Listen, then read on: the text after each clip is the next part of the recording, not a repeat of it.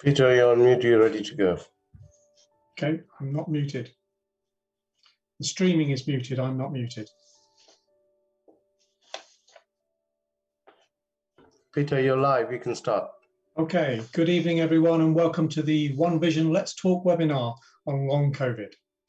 My name is Peter Young, and I'm a member of the One Vision team. This evening, we have some excellent speakers and a question and answer session at the end with those speakers and Jim McManus, Director of Public Health at Hertfordshire County Council. If you wish to ask some questions, please use the chat function and we'll raise them at the end once the speakers are finished. To start, we have some opening remarks from Enoch Kanagaraj, the founder and CEO of One Vision. Enoch. Thank you, Peter. Thank you, everybody. Actually, while we're going through this pandemic, I'm very delighted that you all give your time to come and talk about this health awareness in this webinar. I have to say thank you for Sarah White for organizing this in a very short time. This is much needed for us during this vaccination and also after the vaccination, because this latest One Vision awareness webinar in the Let's Talk series tonight, we're going to be highlighting the condition known as long COVID, or shall we call us post-COVID syndrome.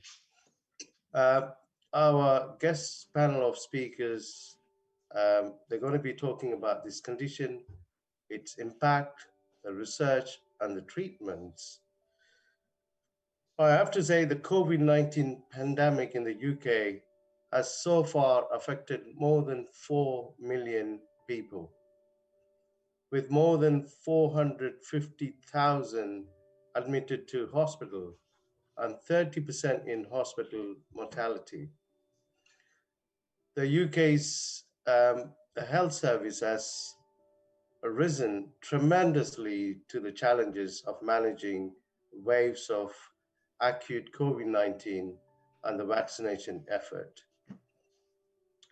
One of the main outcomes of the virus has been in the huge numbers of individuals suffering from the long-term illness, long COVID. Details of how many people are affected by long COVID are still emerging. I'm sure that we will learn more about this during this webinar. According to Office for National Statistic estimates, about 1.1 million people in the UK were reporting long COVID symptoms in the 4 weeks to 6th March 2021.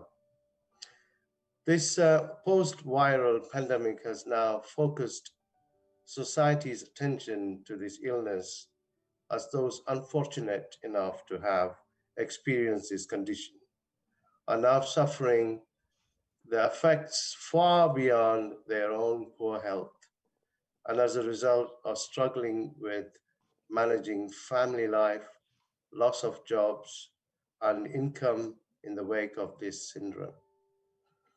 As our understanding of the scale and scope of long COVID improves, it is clear that populations and the NHS will face a substantial burden of additional morbidity and long-term condition as a result of COVID-19.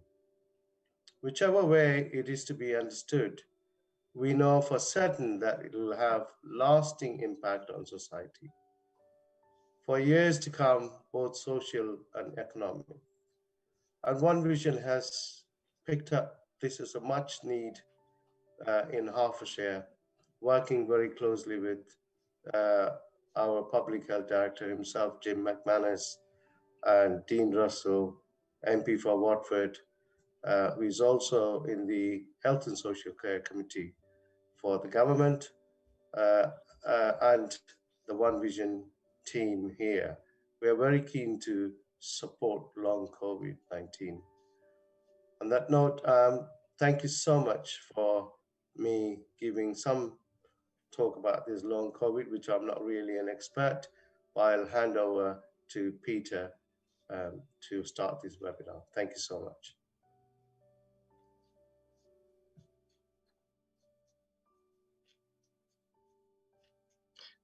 Thank you, Enoch. And this evening we have 5 speakers.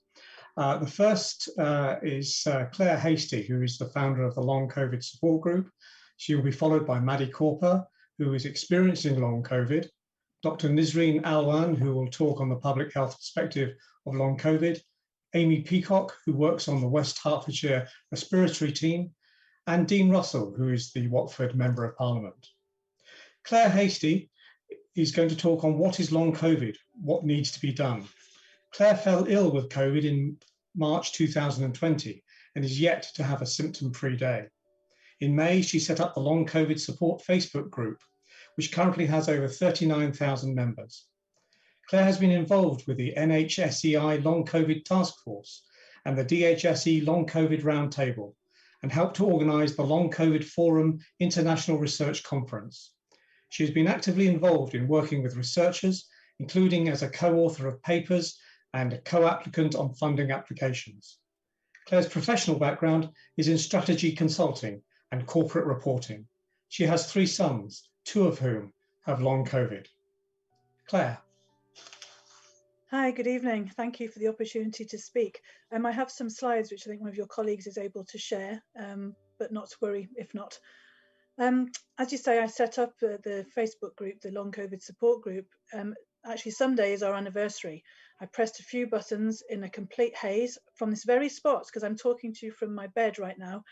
I've spent a lot of my time this last year in my bed, although this time last year I wasn't really able to sit up.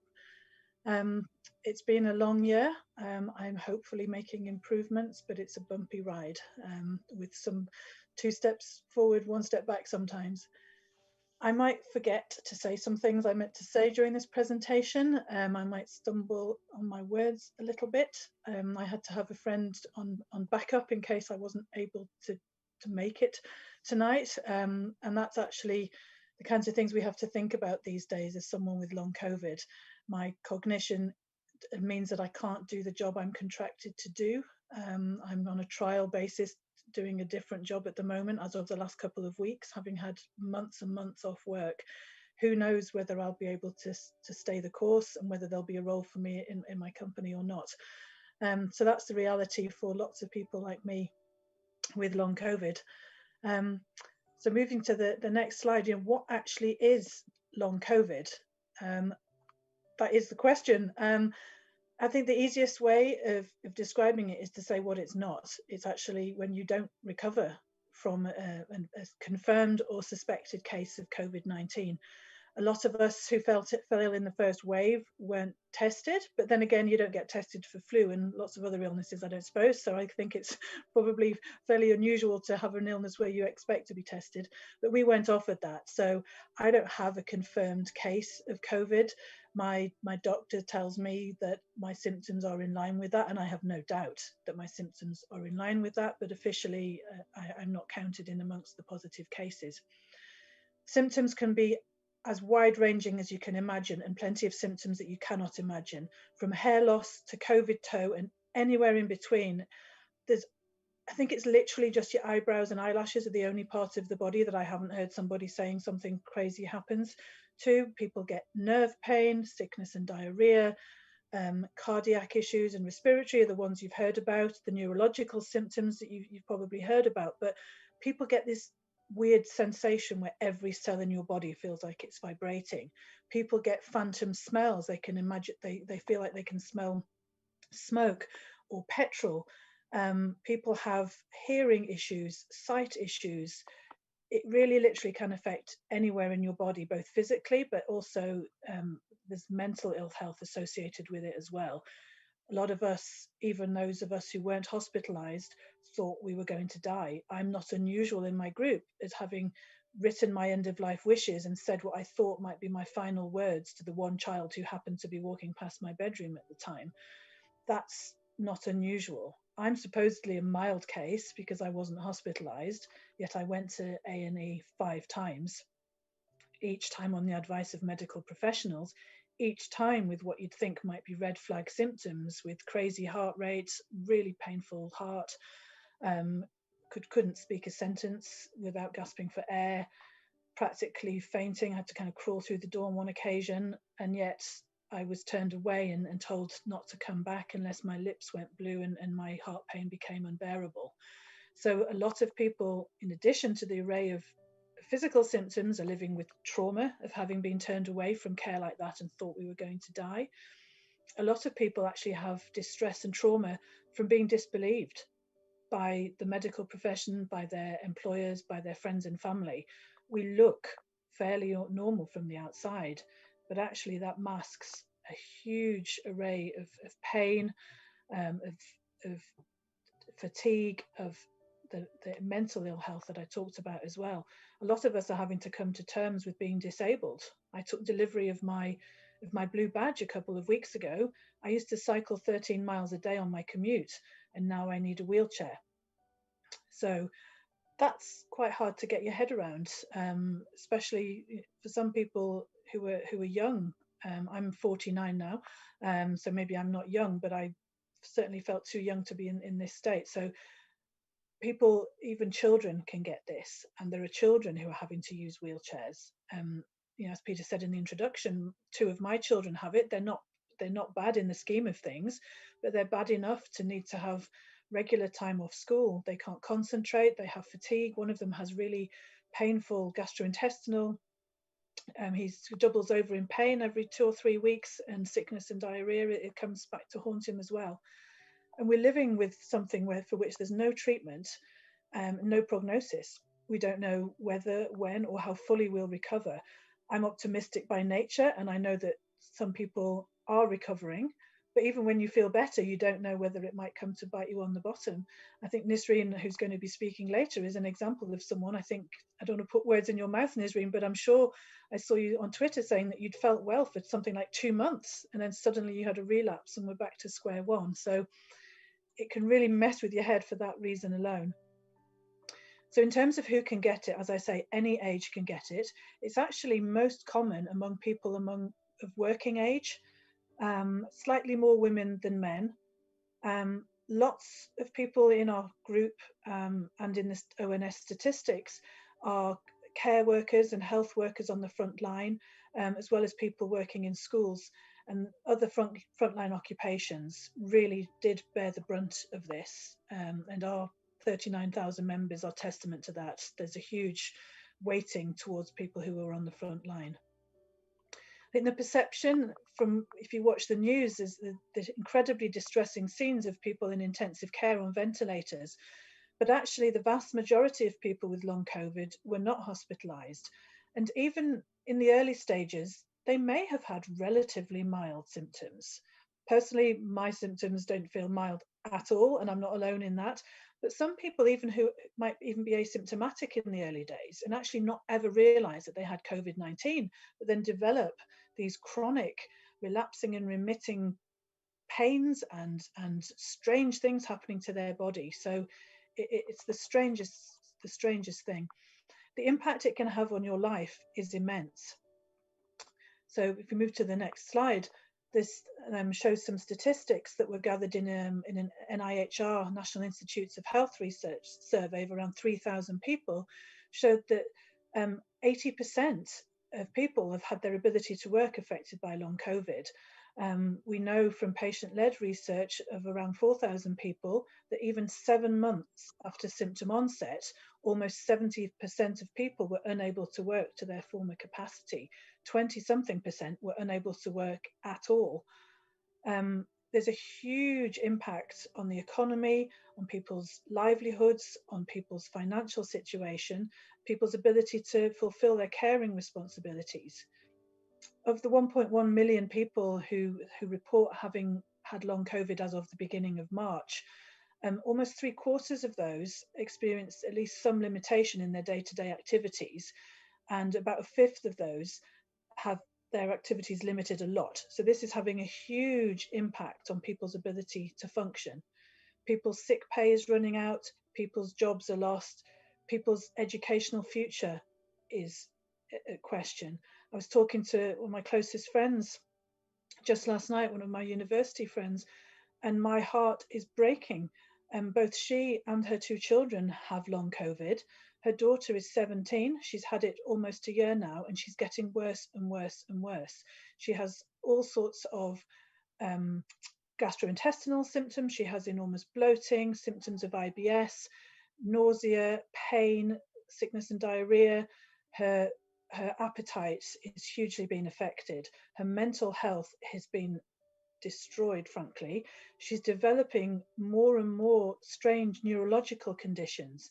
This is a girl who came in, I'm almost going to, it's making me cry because she is the most talented young woman. She was one of the, I think she came to the very advanced stages of the Young Musician of the Year playing the cornet. She had a whole future ahead of her. She's due to take up a scholarship to the Conservatoire in Birmingham in September, and she can barely function. She was due to get, all set to get the top grades in her A-levels, and she can't go to school. She can barely string a sentence together. She can't remember words anymore. Even words in conversation that she's hearing, she doesn't even know that she ever used to know those words. And her future and all her dreams are looking as if they might evaporate unless she makes a good recovery. She doesn't know who to turn to help her. There's no treatment for this. This is having a major impact on people's lives, and we need help. Next slide, please. Thank you, Claire. You have had a little more than 8 minutes. If you could close, please. Okay, that's fine. Thank you. In terms, I'll skip some slides then. So in terms of what you can do to help us, because everybody can help us, if you could please empathize and accommodate, you show some sympathy. If you're an employer, show flexibility. Be aware that people's symptoms come and go. Be aware that people are living with enormous uncertainty, with guilt and not being able to do what they would hope to do. If you're in the medical profession, listen, and I mean really listen. And often your patient may know more than you do. If you know people who may have this, and a lot of people don't realize they have this, signpost them to support through the GP 111 or going to our website, longcovid.org. And please help us by raising awareness. Share our tweets, social media posts, find us via longcovid.org. And thank you for any help you can give. Thank you, Claire. That's a very interesting experience, and thank you very much for sharing that with us. We are now going to move on to Maddie Corper, who is going to share with us her story of long COVID. Maddie has made a pre-recorded message, which we will play. Maddie is a mum, wife, and former freight train driver who lives locally to Watford. She worked as a key worker during lockdown until she was diagnosed with COVID-19 in May 2020. She kindly agreed to share her experience and journey of long COVID. Maddie. Hello, my name is Maddie Corper, and I'd like to tell you all about my long COVID story. Back when the pandemic started, I was fit and healthy. I enjoyed being a wife and mother, and I was also working. I exercised regularly, played in a brass band, and sang. I worked as a full-time as a train driver. I was moving freight up and down the country. This was a job I'd always wanted to do. It was physical, dirty, and the shifts were long, but I loved it. I was working during lockdown as a key worker. On May the 3rd, I was working, but I felt not right. The next day, I went down with the classic symptoms of COVID: fever, sore throat, breathlessness, feeling generally dreadful. It was fairly nasty, but thankfully my GP gave me a pulse oximeter to check my oxygen levels. This meant that I didn't panic when I felt really bad. Thankfully, I never needed hospital treatment. I recovered after about 11 days, so I thought about returning to work. I went for a walk just to stretch my legs, get some fresh air. This was a huge mistake. The next day, it was as though a switch had been flipped inside me. Very suddenly, I developed all my COVID symptoms back again. plus crushing fatigue. Unfortunately, I've been ill and unable to work since then. My illness has been very up and down, but the ups have been few and far between. It has also changed throughout its course. I have the typical very severe fatigue, post-exertional malaise, which is when you get much worse after you do too much. You could do too much physically, like walking, or cognitively, thinking too much, or even something like an emotional shock. Post-exertional malaise doesn't happen straight away, unfortunately. It waits about 4 to 48 hours after you've done the activity, so this means you just don't know if you've done too much. Cognitive dysfunction or brain fog is another symptom which is terrifying. It feels like dementia at times. It means being unable to think or concentrating, missing words or getting them wrong, difficulty reading, that kind of stuff. Also, I get sore throat and breathless, but it's much better than it was. Also, painful muscles and joints. I developed pericarditis during this illness, which was painful and frightening. Thankfully, it went away by itself without treatment. I've also had rib inflammation, so I've had chest pain throughout this illness. Also, since getting long COVID, I developed some kind of autonomic dysfunction. Standing is difficult and it makes my pulse race very fast. Also, recently I've developed very severe pain in my joints. I am mostly in bed, only getting out to use the bathroom or have my meals or do some activities. If I have to go out, I have to use a wheelchair, but I like to go out once a week just to get some fresh air and a change of scenery. I'm coming up to a year of illness now. There's been no improvement in fatigue, post-exertional malaise or pain. My breathing is better and sore throat intermittent. My voice is intermittently croaky as well. During this time, my husband has been looking after me very well, so I'm very, very grateful for that. Unfortunately, I'm now considered disabled and I have been awarded personal independent payment, both parts of it, and also a blue badge. I've recently been referred to a long COVID clinic. So far, I've been contacted by a mental health practitioner and visited by an occupational therapist. I have had occupational therapy previously, where she told me how to rest and pace correctly. This was very, very helpful. I try to live within my energy envelope. This new occupational therapist has given me aids and equipment to help me save more energy. For example, stools for the bathroom and kitchen or a raised toilet seat. Things are looking up and I'm feeling very hopeful now. Hopefully this treatment will enable me to get well enough so I can go back to the job I love. Thank you.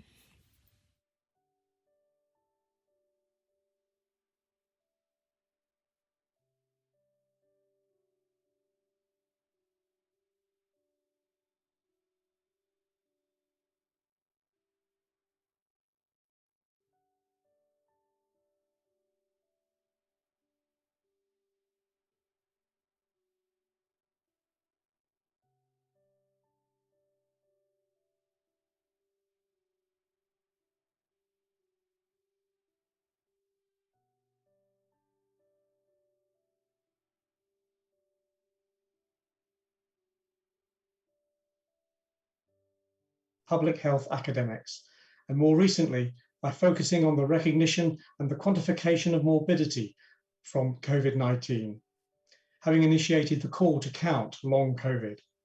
She was awarded an MBE for services to medicine and public health during the COVID-19 pandemic in the Queen's New Year Honours 2021.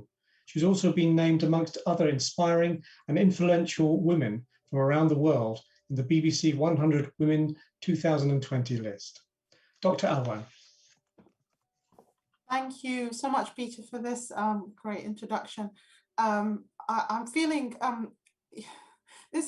we had two profound talks from Claire and Maddie, really profound, I almost feel like there's no point of me talking now, but I would just talk a bit and try. I think some of the points they've made really much more powerfully, but I'll talk a bit about kind of the public health angle and how big a problem this is for the population. So we know, the Office of National Statistics have produced some statistics to counting long COVID, which is great and a great development, but they were really stark. The estimate is 1.1 million people in the UK, out of those living in private households, have long COVID. So that's 1.7% of the UK population. And this is basically defined as people having continued symptoms after more than 4 weeks after infection. And out of those, 674,000 were estimated that this affects their day-to-day activity, and just under 200,000 said that this limits their day-to-day activity a lot, which I assume applies to the testimonies we've heard. So I want to highlight, and this is mainly in working age people. So the working age people who really the economy depends on, and for the jobs and caring responsibilities, all of that, these people had the highest rates of long COVID. And we saw the usual thing we see in terms of the deprivation gradient. So people, who live in the most deprived area had higher rates of long COVID compared to those living in the least deprived area. And also we saw a gradient by occupation. So the highest was among healthcare workers, but also really high rates. So among healthcare workers, around the prevalence of long COVID was 3.6%. So estimated 122,000 people, but also in teaching and educational professions. So there was an estimate of 114,000. These are massive numbers in terms of public health impact, particularly for a condition that we don't know what happens. We don't know the prognosis. We don't know how many people get better and go back to their normal health as before the infection. So a lot of these people had what Claire also mentioned, it's mild COVID-19. So they weren't admitted to the hospital, and they were basically a lot of them not tested, particularly in the first wave, because the test wasn't accessible. So what I'll try to do now, just for a couple of minutes, we did a survey of people with long COVID, which we worked with Claire and other members of the COVID support group to design, really. And I just want to show you the symptoms. Let me just get where I want to be, so you get an idea.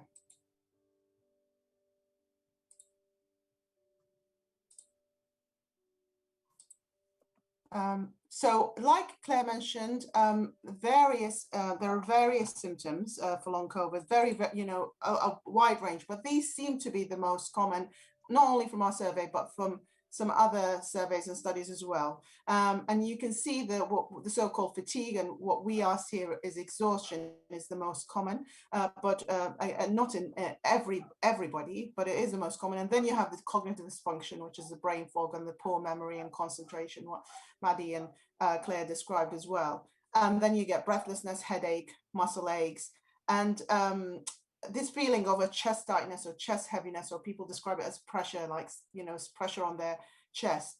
So you can see what these symptoms look like. But the startling thing is the disability, the degree of disability. So we had a third of those in the survey, which was over 2,500 people, said they were unable to live alone without assistance at 6 weeks, and 2/3 have taken time off sick, and the average was a substantial amount. So two months was the average of taking time off sick, and a third said they lost income because of long COVID, and having it affected all of these essential activities that people do. So self-care, doing domestic chores, work, childcare, and affected their mental health.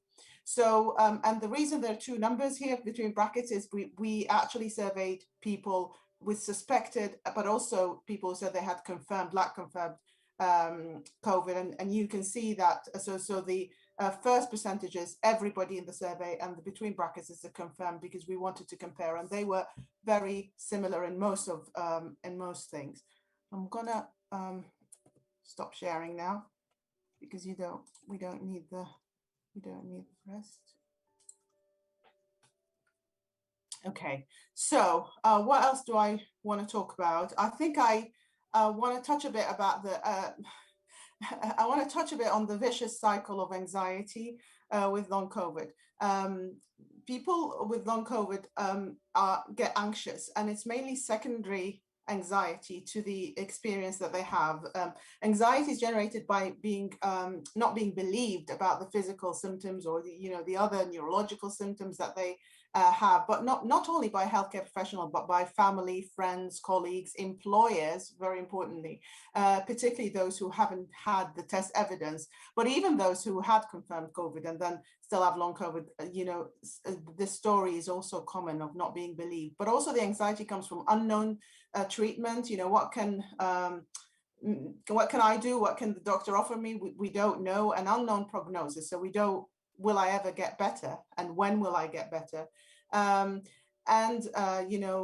No support. But there's also these feelings of kind of guilt. Why did I get it? Why didn't other people get it? What could I have done to avoid getting long COVID? Regret about things. Could I have rested more? Could I have done things differently when I first got the infection? And also, the feelings of shames are generated because some reactions from people, a lot of it well-meaning, can make it worse. So things like, people saying, pull it together, just get a bit of exercise and fresh air and you'll feel fine, be positive, be grateful. Some people died, some people are very ill.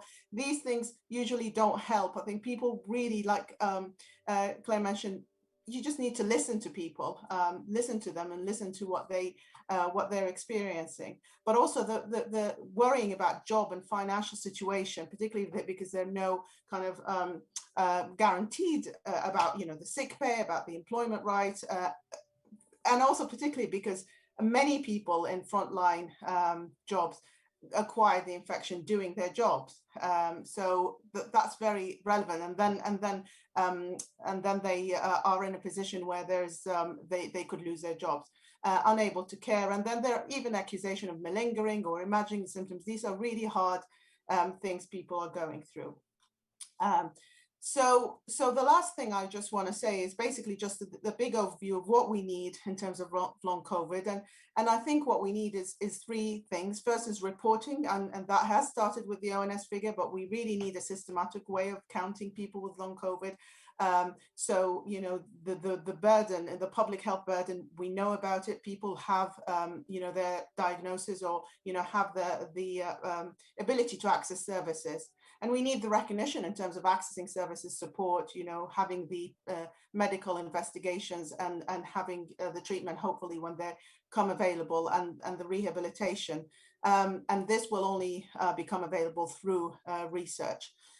Last thing I want to say is, being in public health, I want to say that prevention is the key, in public health. And we need to keep saying that long COVID is not something that happened in the past. We still have the virus, even though we're in a much better place now, but we need to keep saying that we need to prevent more people getting long COVID. And really the best way and the only way to completely guarantee or prevent long COVID is not getting COVID in the first place. So this needs to be widely communicated to the public, that there is this gray area between getting COVID very badly and getting into hospital and, dying from it, but also, with it not touching you at all. There is a gray area in the middle, long COVID, and people need to know about it. And we need to continue making sure people don't get COVID. And then we obviously got, if you get COVID, then we need to look at how we can prevent progression into long COVID, and that will be through research. I'll stop now. Sorry if I overran.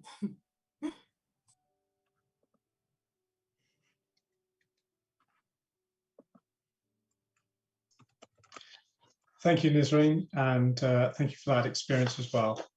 Our fourth speaker is Amy Peacock. Amy is the lead for the COVID Virtual Hospital Follow-up Service within the West Herts Community Respiratory Service. She has been working in respiratory care for the past 7 years before taking the role as a senior nurse in the West Hertfordshire Respiratory Team. She then became involved in the COVID Virtual Hospital follow-up service, working closely with Watford General Hospital.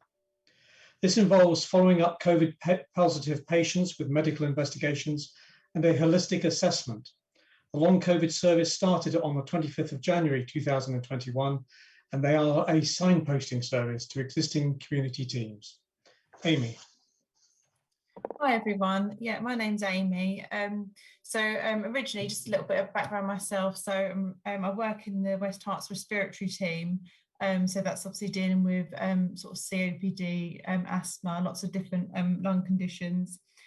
So when the pandemic hit, I was involved in the COVID Virtual Hospital. So what we was doing, working quite closely with Watford. So any sort of positive suspected cases of COVID, once a patient was discharged, we were sort of following the patient up with holistic screen. And they were also getting a repeat chest X-ray, an echo and lung function as well. So it was kind of looking at it from sort of the medical kind of point as well. That is still continuing, but now we've developed into we've found out obviously people having sort of symptoms for sort of 12 weeks or more post sort of diagnosis, or some people, like Claire said, haven't had obviously a test at all. So we're following those patients up, and we started the service on the 25th of January. A lot of mainly our referrals come through GPs. So we just asked the GPs when on referral that they provide like as much information they can about the patient, just to ensure they sort of rule out any sort of red flags, just to make sure there's nothing else sort of going on with the patient we need to consider as well. So once we get the referral, can take up to sort of 6 weeks, but we're screening patients sort of at least 1 to 2 weeks post getting the referral now. And we do holistic screen. So that holistic screen is it's got a intensive sort of questionnaire, series of questions. We just want to find out on a bit more detail about the symptoms and how they're affecting the patient. And got to get a real good sort of background, what the person was like before and sort of how they are now. Based on that questionnaire as well, we refer to existing community services. So that could be like physio, occupational therapy, speech and language, lots of, and the IAP service, the wellbeing team as well. We work quite closely with them. So once we've done the assessment, obviously we refer the patient on, then we follow the patient again up in 6 weeks' time, just to see if the interventions that we've put forward have been sort of successful.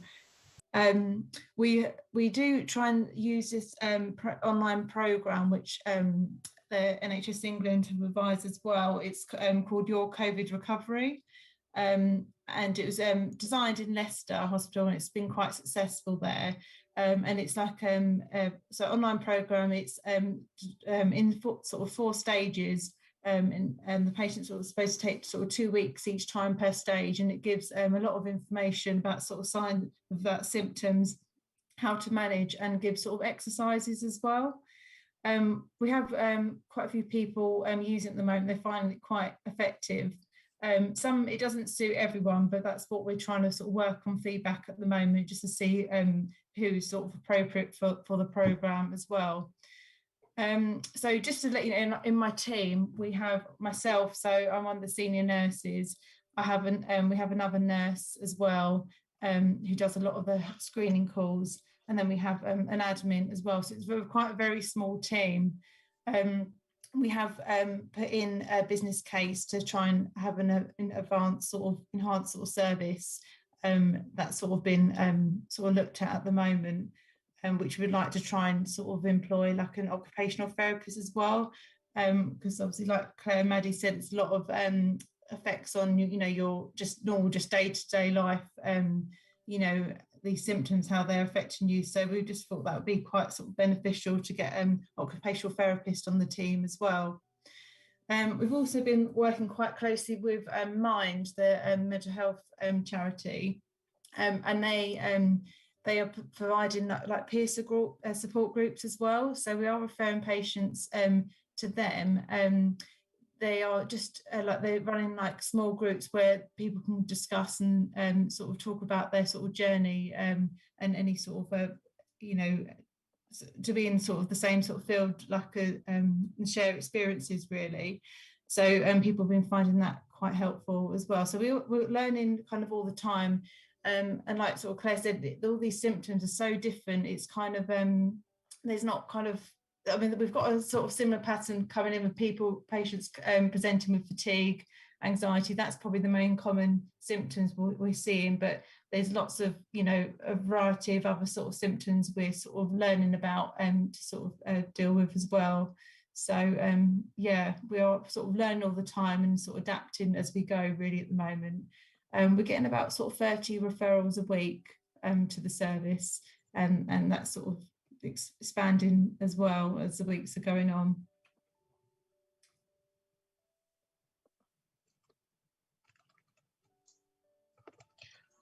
Excellent. Thank you very much, Amy, for sharing your professional experience. Our last speaker this evening is Dean Russell. Dean is the Conservative Member of Parliament for Watford and a One Vision trustee. Dean has also been elected to the Health and Social Care Select Committee. Dean. Thank you. And can I first pay tribute to Claire and Maddie for such powerful opening statements. It's, I think, hearing firsthand the impact of long COVID is so powerful. It beats any numbers or statistics or headlines that you can read when you hear firsthand the awful impact this has on people's real lives. I've spoken about long COVID actually within the chamber, within Parliament, and for me, it's been something that, as part of the Health and Social Care Select Committee, is yet another example of how COVID has changed consistently throughout the year, or rather our knowledge of COVID has changed consistently throughout the year, and a constant need to keep up to date with what the changes are, how we adapt to it, and how we look at how we help people through it, not just now, but for years to come. From a government perspective, in terms of funding and support, there are now, I believe, around 69 specialist clinics operating across the country, and they've been supported by about £10 million of funding, but there's more due to open shortly, I believe. And just in February, there was an announcement that people suffering or experiencing longer-term effects of long COVID will hopefully benefit from £18.5 million that's been put in to fund research projects to help better understand the causes, symptoms and treatments of the condition. I think the key thing to that really is understanding the detail, understanding the science behind it, and understanding how we can help people hopefully recover from long COVID, but definitely in the short term, understand how we can best support them through it.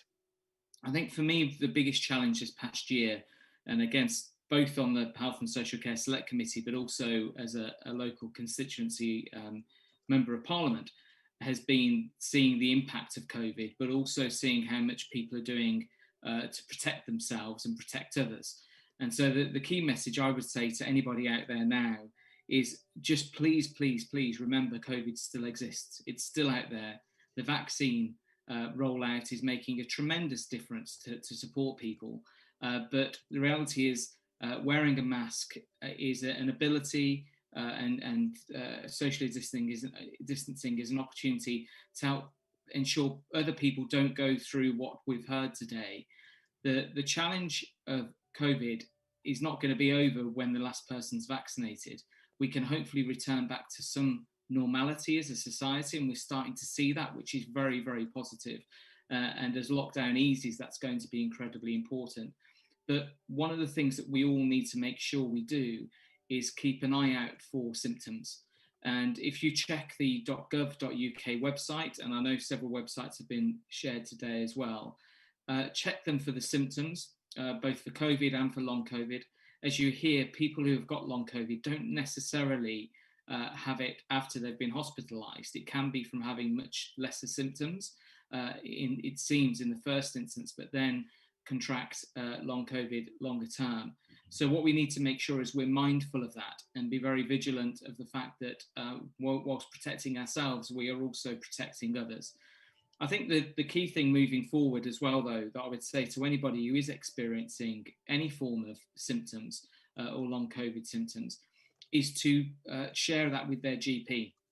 The only way that we can truly know what the full impact of this is and how many people have got long COVID and also a way out of it is by ensuring that NHS professionals, researchers, all of those groups are able to understand the scope of it and what the impact is of it.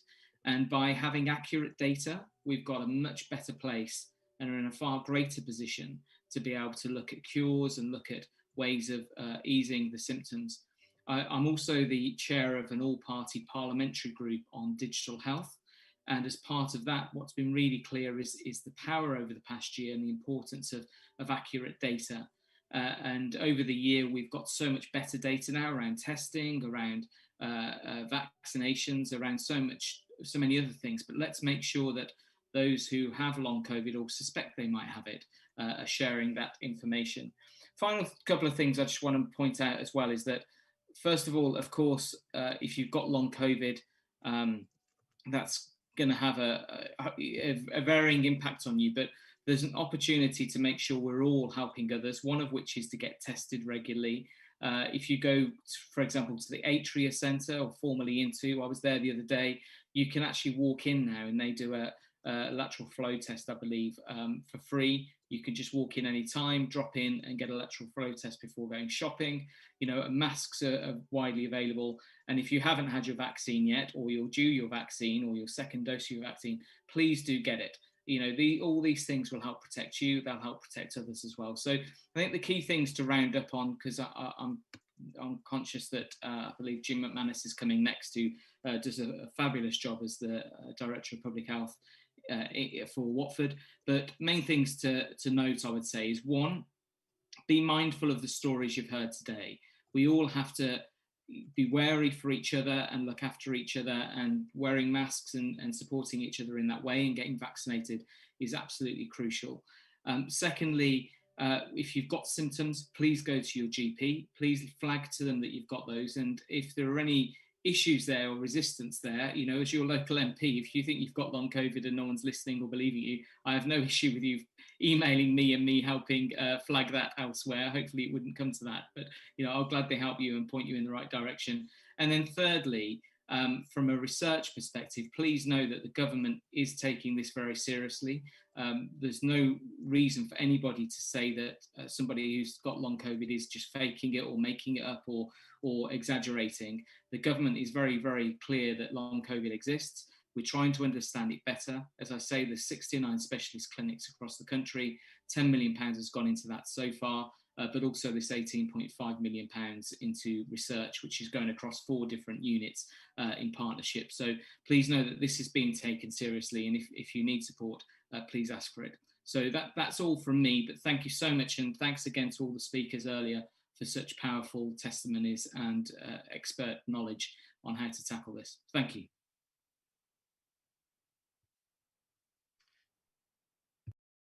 Thank you, Dean. And thank you to all of our speakers this evening, especially for those very personal accounts of long COVID. We'll now move over to our question and answer session. And for this, I'm going to pass over to Harjit Singh, who is the Chair of Trustees for One Vision. Harjit.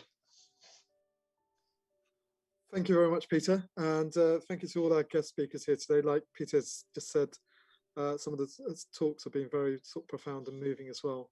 I'm wishing you well in your recovery as well.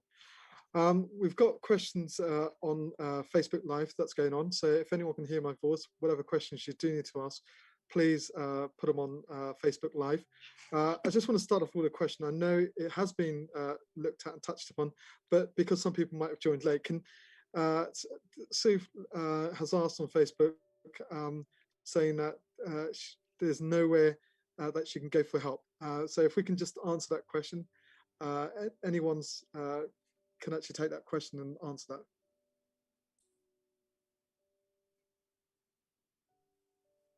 Harjit, while people are doing that, Claire gave us several places to go to. So the first is go to your GP who can refer you in. I'm reading out the notes I took of Claire's speech. The second is call 111 and ask them to refer you, because the service that Amy runs is I believe, if I heard Amy right, a GP referral service. And the third is go to longcovid.org, and I think Sarah may have shared the Long COVID Support Group website details on the webinar. And I think in terms of benefit advice and financial problems, I'd really suggest people contact Hearts Help, because they can refer people into things like money advice, challenging DWP and things like that. So I've put together that list and given it to Claire. Thank you very much, Jim. Would anyone else like to say any more, or should we move on to the next question? Okay, the next question I've got is from Marie Emerson. She says, my partner didn't have a positive test for COVID. He has been suffering for 6 months now. How can he get the help needed, as doctors are now saying probably COVID?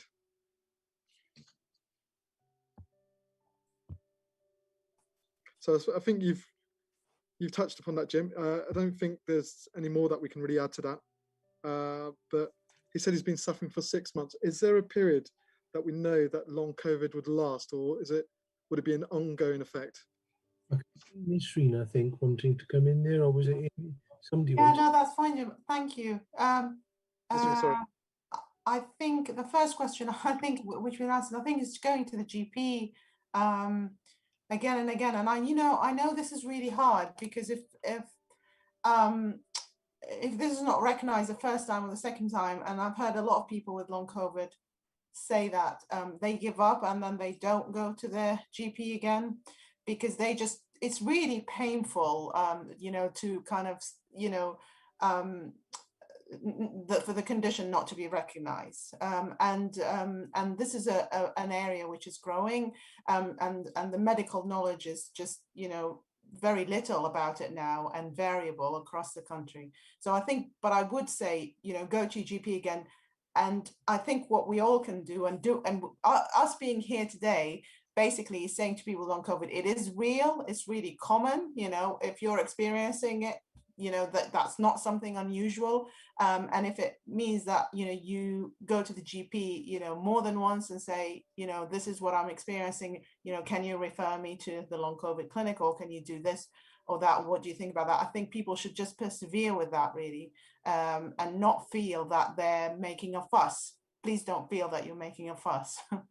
And the other thing you ask about the duration. So it really varies, but people from the first wave now, I think have over a year of symptoms. Some of them relapsing, like Claire mentioned. I mean, they come and go, and you can have long periods where maybe you feel you've gone back to normal, and then they come back. So there's no fixed period. And some people might feel that they've recovered. I know people who've experienced long COVID and felt that they've now recovered. So it varies. Thank you for that, Nisreen. This might be a question for Dean and Jim again. How are the community and social care services going to cope with the additional number of individuals with needs associated to long COVID? Jim, do you want to go first from a public health perspective? So happy to. Sorry, I'm still quite sort of reeling from Claire and Maddie's sharing their very moving statements. So if you take what Claire and Maddie said, and then take what Nisreen said about the service numbers, you're looking at back of the envelope calculation of about 40,000 people in Hertfordshire that we need to build a support network for. And the service that Amy described very eloquently, I mean, there's a service on each side of Hertfordshire, and we need to wrap other things around that. So, for example, money advice, if people are having issues, we've got a very good money advice service in Hertfordshire. we may need to do things like psychological help, self-help, resilience, and look at the mental health aspects, particularly about the anxiety. I think there's a piece of work that Maddie and Claire both identified of working with employers to ensure that employers can respond appropriately and supportively to people. And then lastly, I think there's something about how do you actually do things like support people into pathways for community services like physical activity and a range of other things. So I think there's probably 6 or 7 work streams that we are going to have to work on. The immediate NHS service is there, but there's a lot of other stuff we need to do. Before this event, I had a meeting with NHS colleagues, and we agreed that one of the things we're going to do is set up a long COVID pathway group to make sure we've got as integrated a pathway as we can.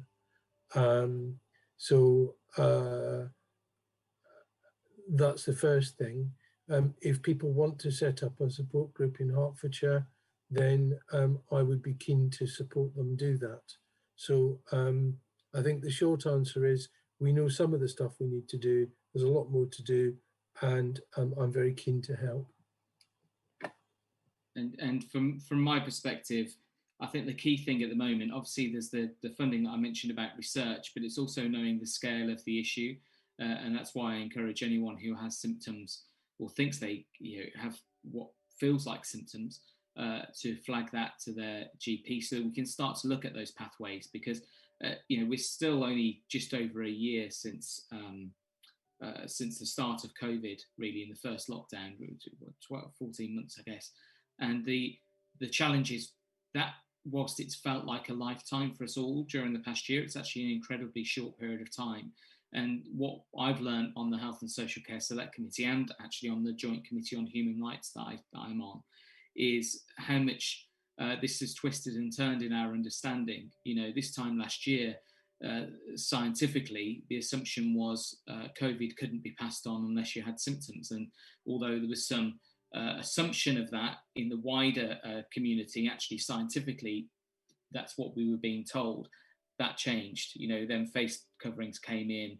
All of these things have happened over the years. We've learned more and more. We've adapted to that. And for me, long COVID is a good example where we have to keep knowing what's really happening on the ground to be able to identify what support's needed, identify what services are going to be required, know what planning is required, but also at the heart of it, have the correct data to understand what the symptoms really are, what the length of this is. Is it a case that people will get it for 12 months and it will go? We don't know yet.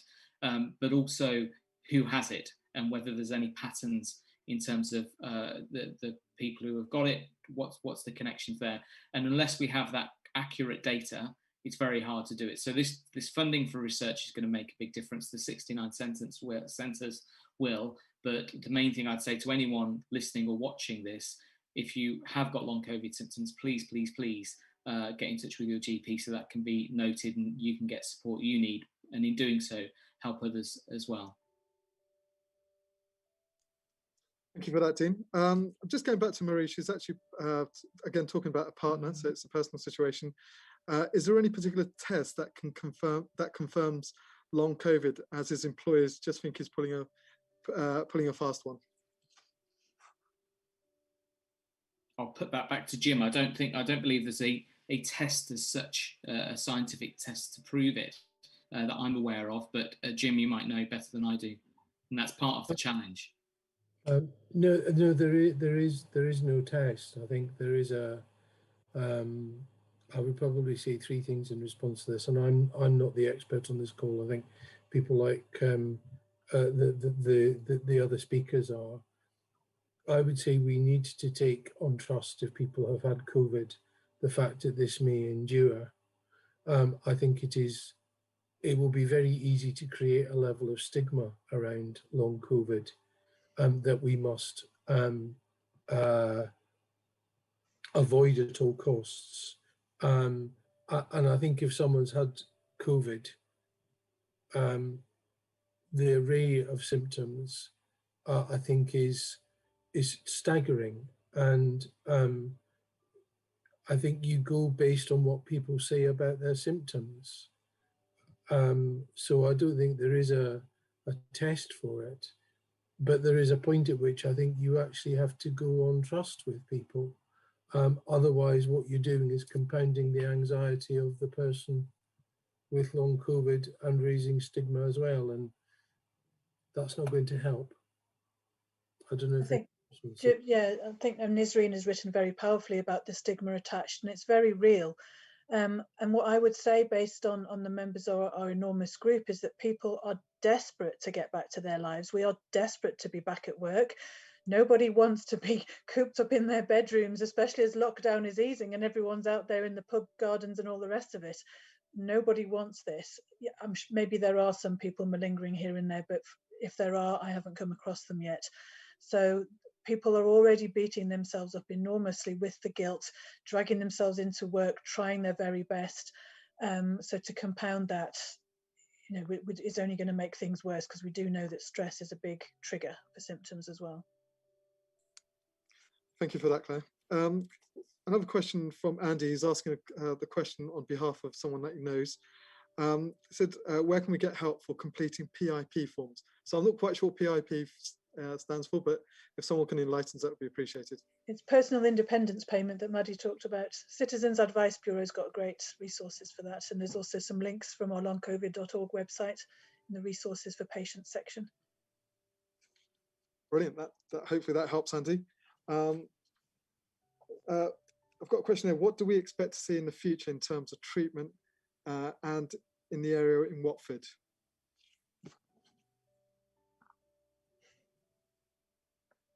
I don't know if Amy may want to start with that one.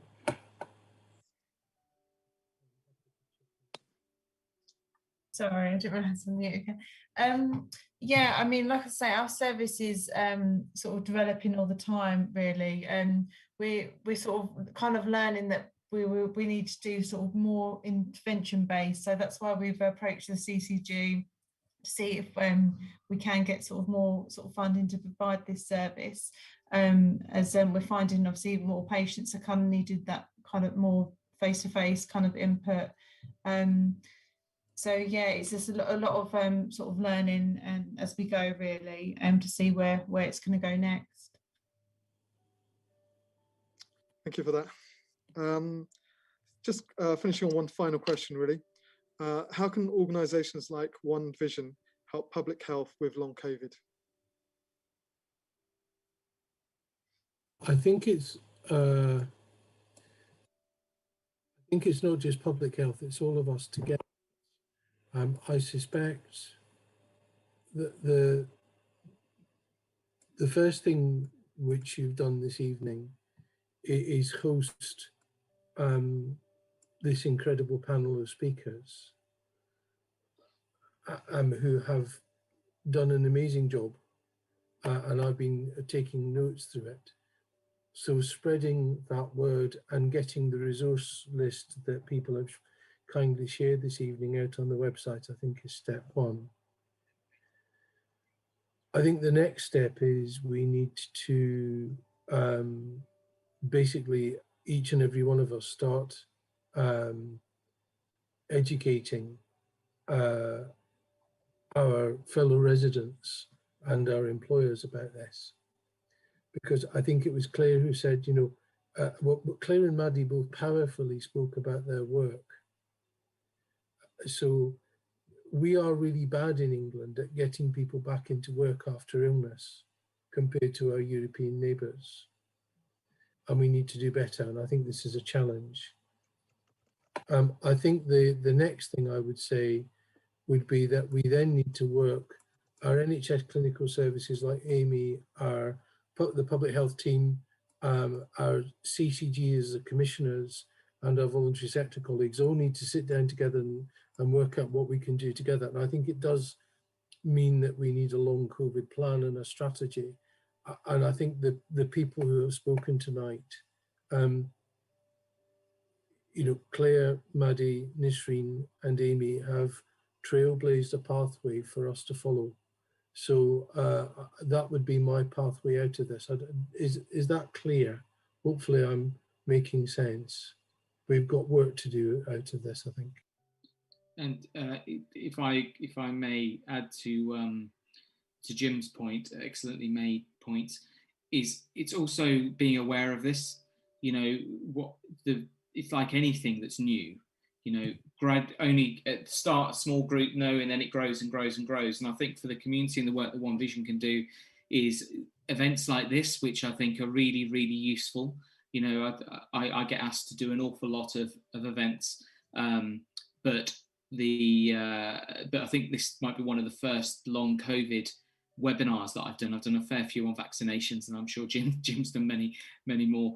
But you know, I remember when we spoke about it in Parliament, we had a debate a few weeks or months ago on this.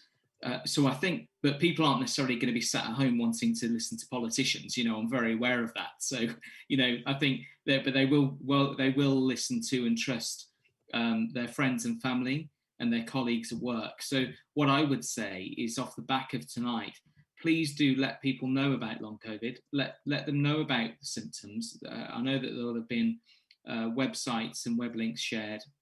And I think from a community perspective, the more as a community, as we've done throughout the whole of lockdown, support each other, help each other, signpost for each other where support is there, but also to allow people to know that perhaps if they are short of breath and they're getting some of these symptoms, that might be what the cause is, and again direct them to their GP so that they can then flag that to them and hopefully get some support.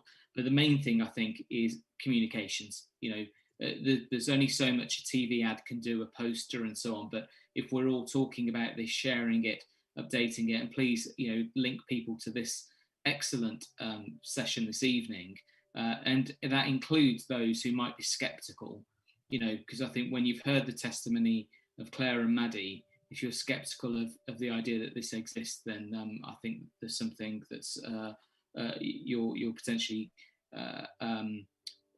putting others in danger by ignoring it. So I think, you know, we need to make sure that everyone's aware and the community can do that. And this sort of activity is really, really important. So thank you for organising it this evening.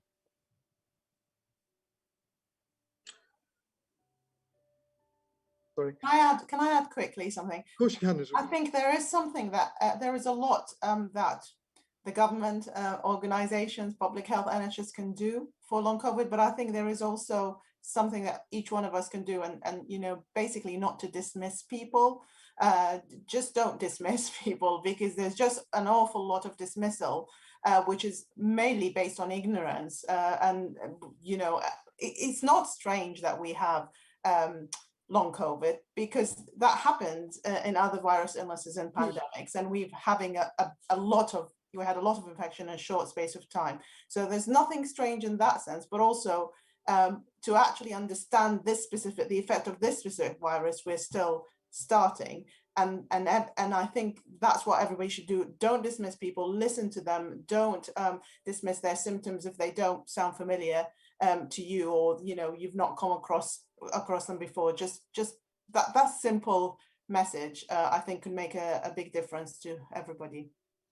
Thank you, Nisreen, for those strong messages there. Claire, you're going to show us a slide just before Jim does a summing up for us. So yeah, I don't know if I've got permission to share, we'll see. Yes, I have. Excellent, thank you. This is just a little thing I've been doing to try to raise awareness.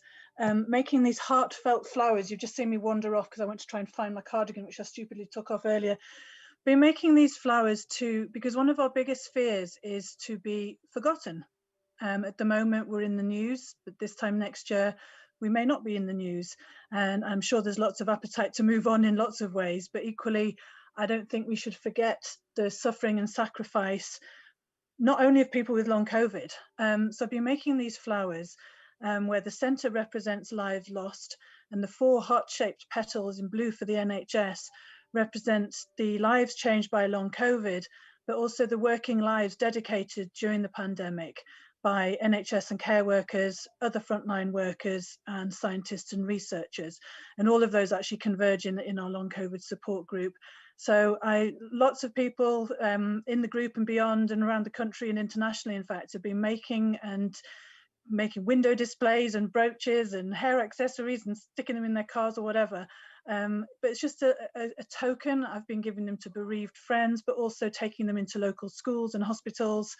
So I'd love it if people would like to join in, and it's just a way of saying, just kind of honouring what we're going through and what we've been through. Maddie, would you like to say a few words as well? Yeah, I just want to thank you for this. It's been very, very good and very informative. I just wanted to say that anything that we do for long COVID will hopefully help people with other post-viral illness like ME and such like. So thank you very much. Thank you, Maddie. So Jim, can I just hand over to yourself?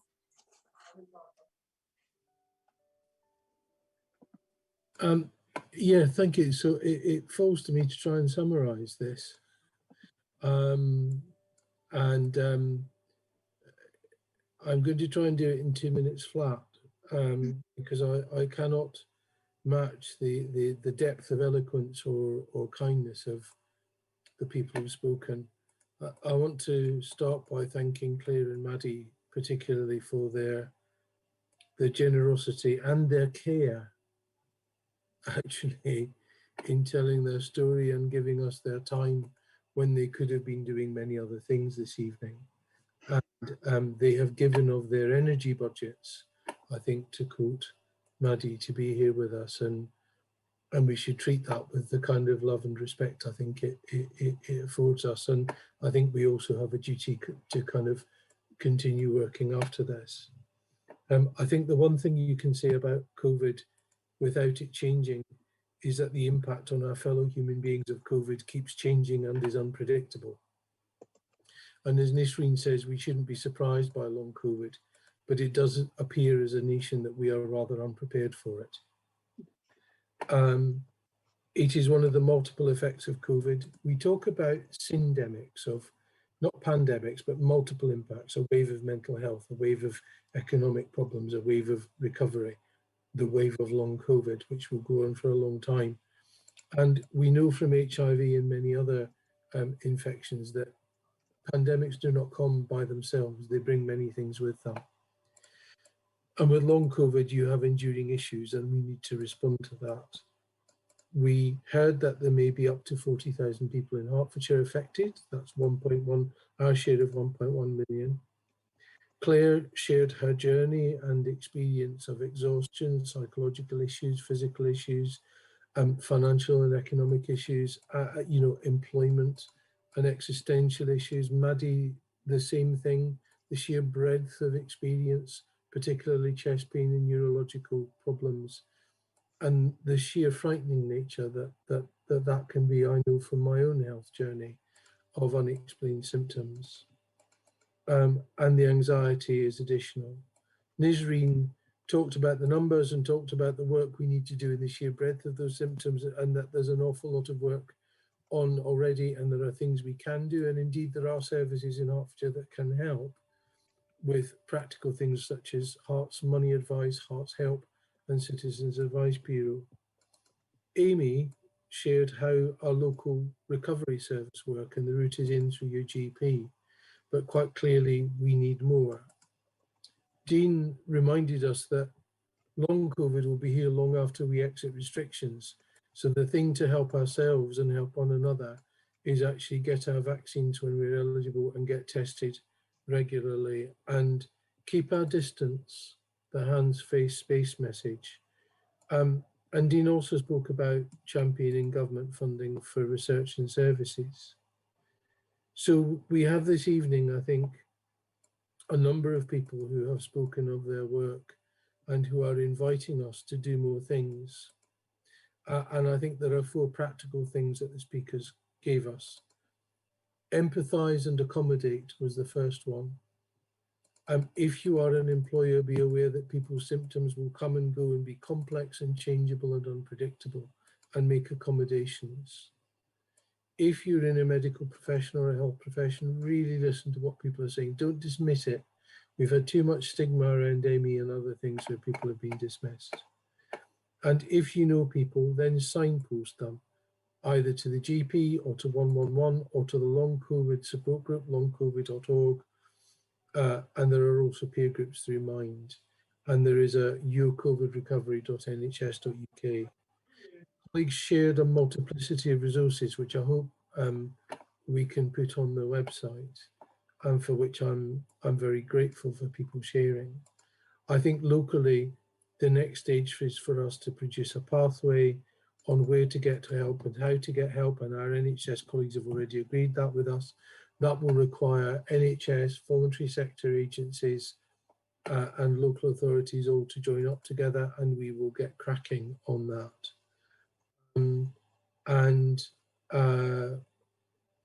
There, I think we have it, a work in progress, much work needed to be done, but great leadership from,